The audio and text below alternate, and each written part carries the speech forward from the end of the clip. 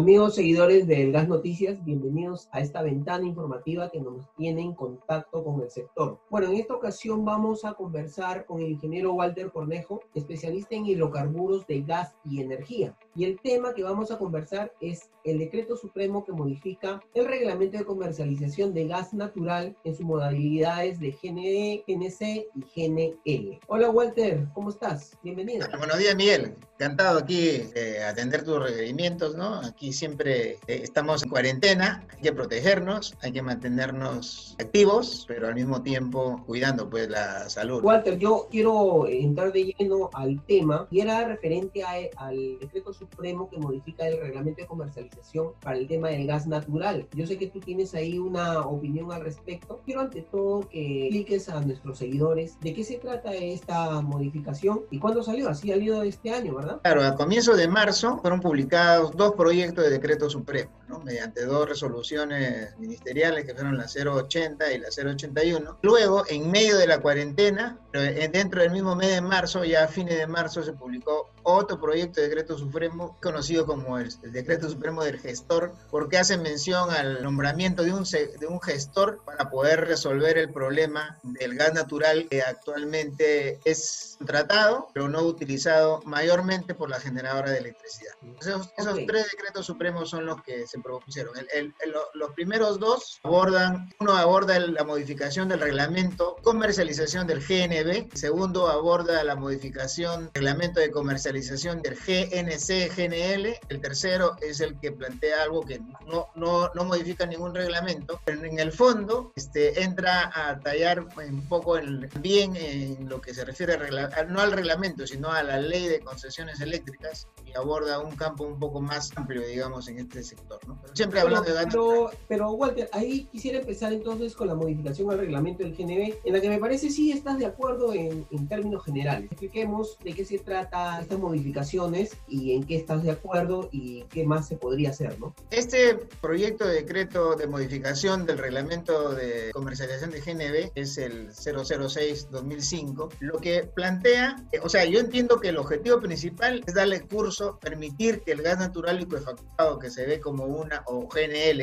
gas natural licuado también se conoce, va a ser incorporado dentro del reglamento, porque yo entiendo que existe la idea dentro del Ministerio de Energía y Minas de promover este producto, de promover el GNL, sobre todo para lo que es de transporte de carga, transporte interprovincial, ya que son dos elementos clave, no sé si propiamente le podemos decir en la masificación, pero sí popularizar e incrementar significativamente el consumo de gas natural, ¿no? Tengamos en cuenta de que los combustibles líquidos que se consumen en la actualidad, más o menos son 270.000, o se consumían, ¿no? Hasta febrero, 270.000 barriles diarios. De ese volumen, aproximadamente el 70% es utilizado para el transporte, es decir, gasolinas, sí, íntegramente para el transporte, diésel, también en una proporción muy alta dedicada al transporte, y el GLP en una proporción importante dedicada al transporte. El 70% de los combustibles líquidos se dedican al transporte. Sin embargo, existe una gran cantidad de gas natural, más o menos 300 millones de pies cúbicos por día, se reinyectan o se reinyectan todos los días. Ahora con la cuarentena se reinyecta mucho más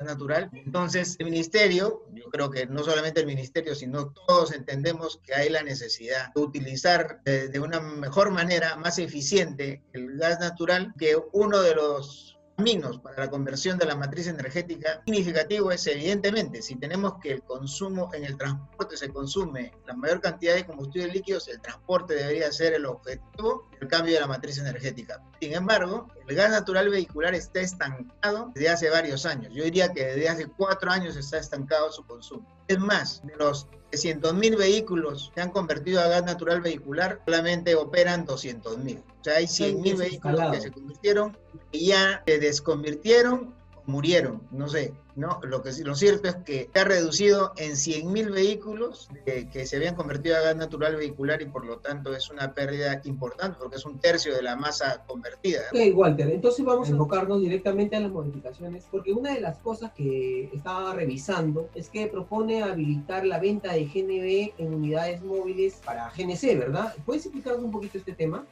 porque permiten, dice, llevar el combustible, por ejemplo, a los terminales de los buses, ¿no? ¿Cómo sería esta modificación que está proponiendo el Ministerio de Energía y Minas?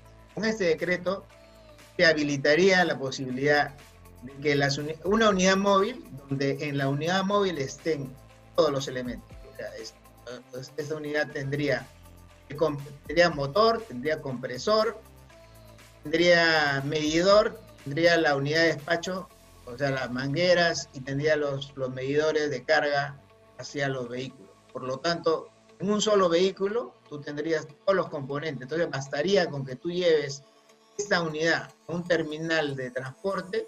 Por ejemplo, una de las barreras que hay actualmente para llevar este tipo de soluciones a un terminal de buses es que si tú quieres hacerlo, primero que tienes que ir con tu unidad solamente compresor, con su medidor integrado si quieres en un módulo, ¿no? A eso le tienes que adicionar que tienes que poner dispensadores aparte, y a eso le tienes que agregar que tienes que poner, debido a que el GNB consume cantidades importantes de energía, una subestación eléctrica. Entonces el proyecto se complica, termina costando entre 750.000 y $1 millón. Entonces esto se facilita porque estas unidades móviles cuestan, creo que menos de $200.000, entonces tendrías una unidad que cueste. Entonces lo que pasa es que vas a trasladar al usuario, le vas a trasladar una cantidad pequeña por inversión y ya no una cantidad importante. O sea, sería una especie de grifo móvil. Es un grifo móvil, pero no, la idea no es que lo muevas, la idea es que lo instales en un lugar y que en ese lugar no necesite mayores elementos. Una de las cosas también que estábamos revisando era que este decreto estaba proponiendo que el llenado de GNB tenga un mecanismo de compensación, porque a la hora del despacho se calienta, pues bueno, el tanque y se está despachando menos gas natural. ¿Puedes detallarnos este mecanismo, cómo funcionaría?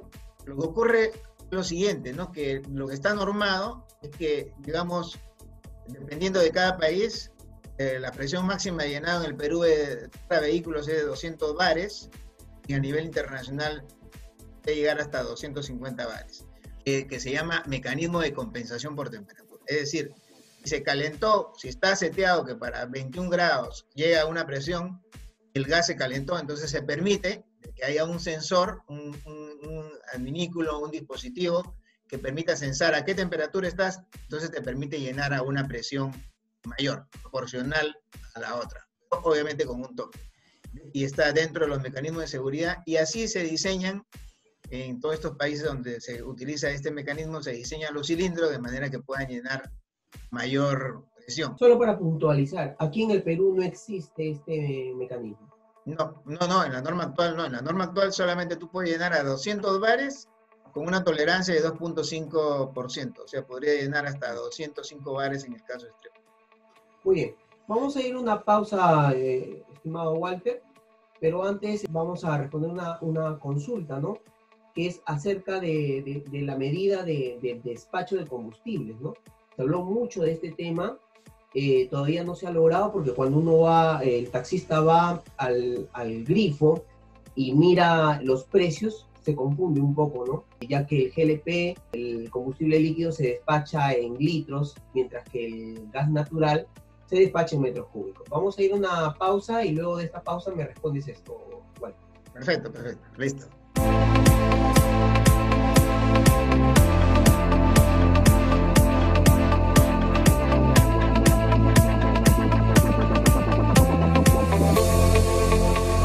Bueno, Walter, regresamos de la pausa y había quedado pendiente una pregunta que era acerca de este despacho de combustible, la medida del combustible. ¿Nos puedes explicar de qué se trata? ¿Cómo podríamos equiparar o en todo caso que el taxista se dé cuenta qué beneficios tiene con el gas natural cuando llega a un grifo?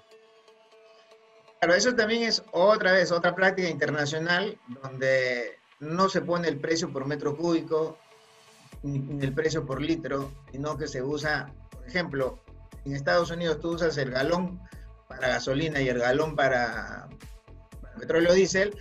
El gas natural también usas un galón, pero no puede ser el mismo galón, porque el gas natural no es un galón en sí mismo, sino son metros cúbicos o pies cúbicos o la unidad, digamos, en términos de volumen. Pero tú, en base al poder calórico, tú puedes calcular cuántos metros cúbicos tiene el galón equivalente de gasolina y cuántos metros cúbicos tiene el galón equivalente de diésel. Entonces tú lo puedes vender por galón equivalente. Bueno, entonces lo que se propone es que acá, eso no lo dice exactamente el decreto supremo, pero sí establece que esa es la intención, ¿no? De poner las unidades homogéneas, de tal manera de que cuando tú llenas gas natural, sabes que vas a llenar un galón equivalente de gasolina. Más o menos equivale a 3.25 metros cúbicos. Entonces, ya sabes que si un metro cúbico está en un sol 40, ¿no? Vas a pagar menos de 5 soles por el galón equivalente de gasolina.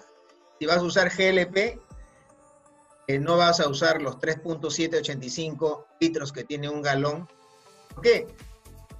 Porque el galón de GLP tiene menos poder calórico que la gasolina. El galón de GLP tiene 97.200 BTU aproximadamente, mientras que el galón de gasolina tiene aproximadamente 124.000. Entonces, más o menos, estamos hablando de que el galón de gasolina es superior al de GLP en 25%. Le tienes que cargar 3.185, 25%, lo cual es cerca de 5 litros. Lo que debería saber un consumidor, ¿no? Cuando va a utilizar, no puede comparar el litro de GLP con el metro cúbico de gas natural porque requieren 4.8 litros de GLP para hacer un galón de gasolina, se requiere 0.25 metros cúbicos de gas. Entonces, ahí hay una ilusión que es necesario romper, pero en realidad hoy sí hay una problemática complicada que seguramente en otra oportunidad trataremos, pero que hay que, digamos, yo creo que todos los operadores que trabajan con gas natural, y estamos hablando de toda la cadena completa, empezando por el productor, el transportista, el distribuidor, obviamente la estación de servicios, para evitar que siga ocurriendo lo que ya está ocurriendo. Se está incrementando el precio del GNB. Supongo que has hablado acerca de la modificación del reglamento de GNL. Algunos están opinando referente al tema del libre mercado, en donde pues, la demanda, la oferta y la demanda pues tienen que estar presentes. ¿Ustedes han tratado acerca de esta modificación del reglamento de GNL en los comités? Bueno, en realidad lo hemos tratado de manera bastante detallada en el Comité Técnico del Colegio de Ingenieros, ¿no? Ahí es donde se ha tratado este tema y seguramente el colegio sacará un pronunciamiento que yo creo que ya está en trabajo, ¿no? Porque se trabajó bastante. ¿Podrías decirnos a los seguidores de las noticias de qué se trata esta propuesta? Básicamente, ¿de qué se trata y si está afectando o no está afectando a los actuales operadores o comercializadores de GNC, GNL? Bien, ¿de qué se trata esta propuesta? Esta propuesta es para modificar el Decreto Supremo 057-2008-M, ¿no? Que es el Reglamento de Comercialización de GNC y de GNL, o sea, de gas natural comprimido y de gas natural licuado. Entonces, el artículo primero de este Decreto Supremo, el original, dice de que la comercialización se basa en la libre competencia, es decir, se basa en que los competidores, pueden haber los que sean necesarios en el mercado, intervienen y compiten en calidad y en precio, evidentemente, ¿no? Y sin embargo, se quiere modificar este reglamento que establece como artículo 1 la ley de la competencia, de la libre competencia, quiere establecer que el GNL sea ahora exclusivamente trabajado por los concesionarios, ¿no? Es decir, si tenemos concesión en 7 o en cuántas tenemos, 4, 2, 6 y 3 tenemos en 9 regiones del Perú, entonces 10 regiones ya en realidad, 11 regiones en 11 regiones, en esas 11 regiones solamente podría comercializar GNL el concesionario o alguien a quien autorice, ¿no? Claro, pero la autorización es... El funcionario sí tiene la potestad de decir, yo te autorizo. Podría estar llegando a un acuerdo, sí. ¿no?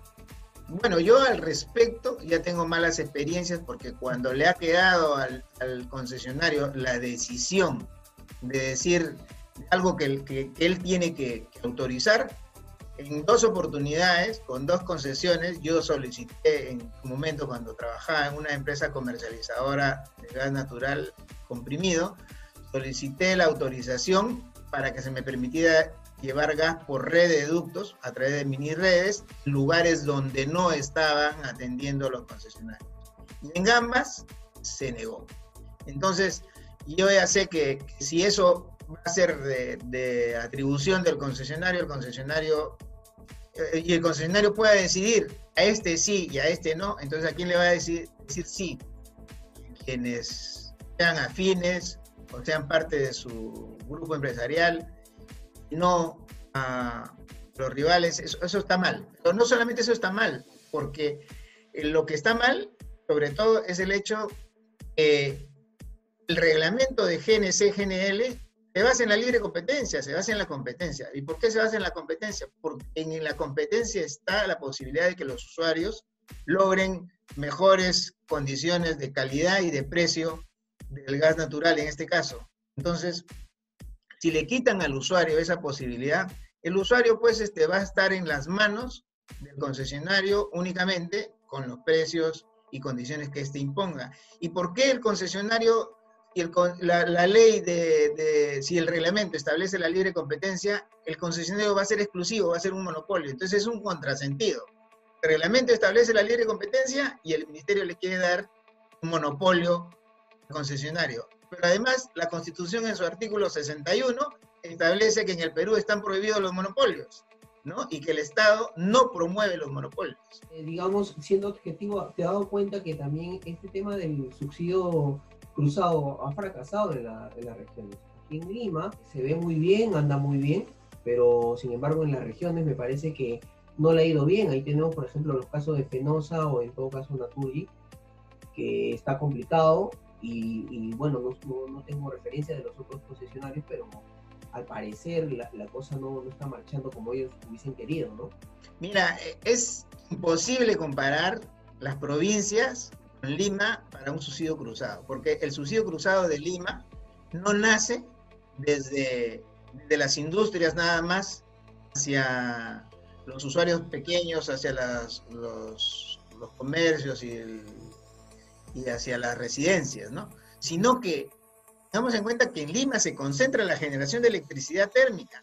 Es decir, en Lima hay una capacidad instalada superior a 5.000 megavatios de turbinas a gas y en ciclo simple y en ciclo combinado, ¿no? Entonces, imagínate con toda esa capacidad concentrada en Lima, el consumo de la generación de electricidad del gas natural es de 150 millones de pies cúbicos por día.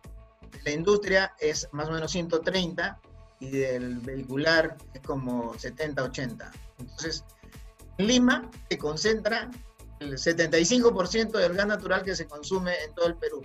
Entonces, y lo consume y lo concentran pues estas grandes empresas y estas generadoras. Evidentemente, desde esos usuarios, tú puedes subsidiar pues a 1 millón de viviendas sin mayor carga, sin mayor problema, ¿no? En cambio, en las provincias encuentras, primero que las empresas están en provincias dispersas, segundo son mucho más pequeñas, encima no encuentras generadoras porque la generación se concentra en Lima. En la generación fuera de Lima solamente hay en Aguaitía, en Piura y en el sur, en Iñilo.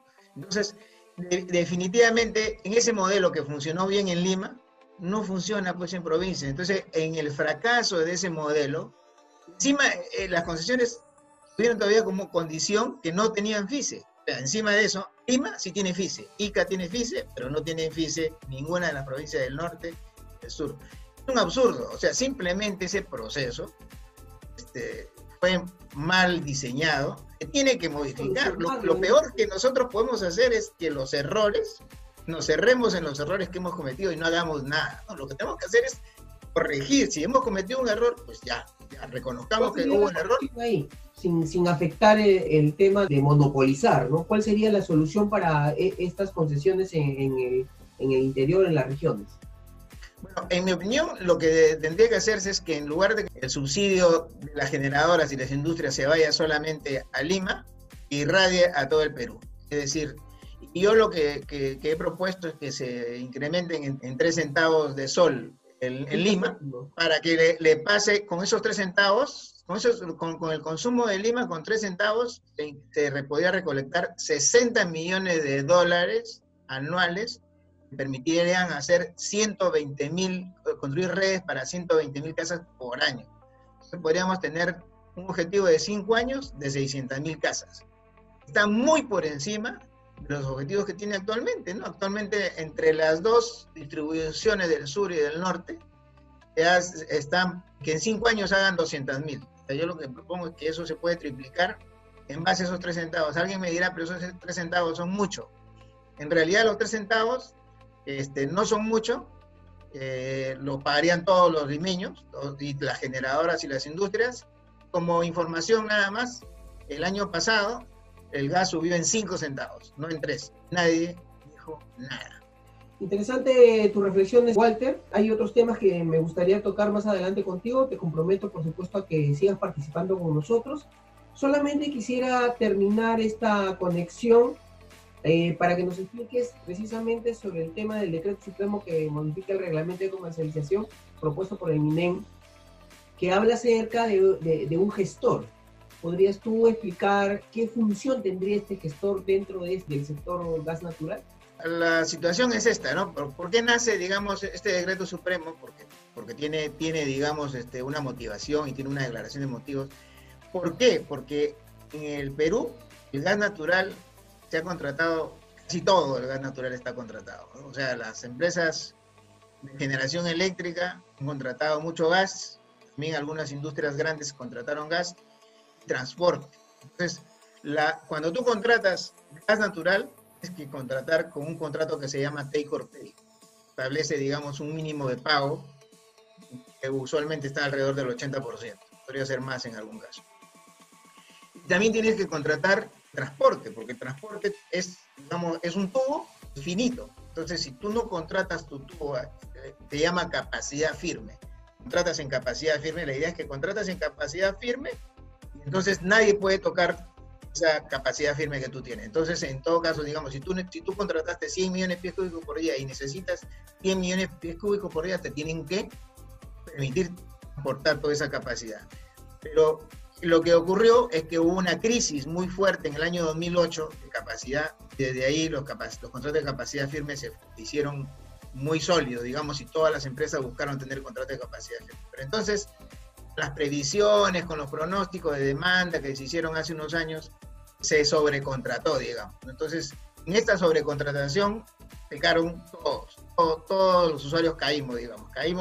Cayeron las generadoras, cayeron las industrias grandes, cayeron también las distribuidoras. Entonces, las distribuidoras contrataron, digamos, entre comillas, de más. El gestor lo que dice es, bueno, ustedes generadores han comprado mal, ¿no? Ustedes son ineficientes, no han comprado bien, yo voy a hacer los pronósticos de demanda, yo les voy a decir a ustedes cuánto tienen que comprar de capacidad y cuánto tienen que comprar de gas.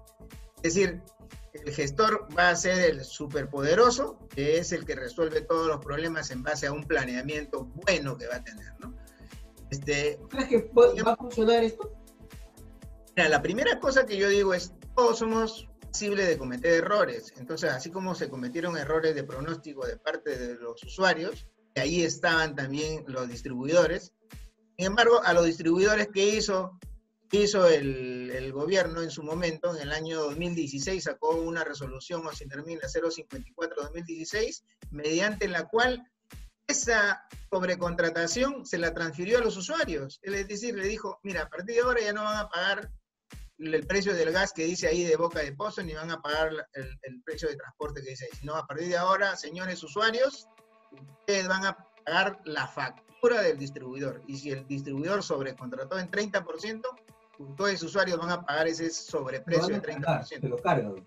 Eso ya lo hizo, desde el año 2016 ya está cargado en todo, ¿no? No está bien que encima de los usuarios, de los hombros de los usuarios, esté cargado este sobrecosto, porque las empresas, si el mercado secundario funcionara, y por alguna razón estas empresas sobrecontratan, tendrían el mercado secundario como un mecanismo para poder colocar un producto Si lo colocan más barato, de todas maneras disminuye la percepción de riesgo. Y esto no solamente aplicaría para los generadores e industrias grandes, sino también para los distribuidores. Gracias, Walter, por estar acá con nosotros en este pequeño programa.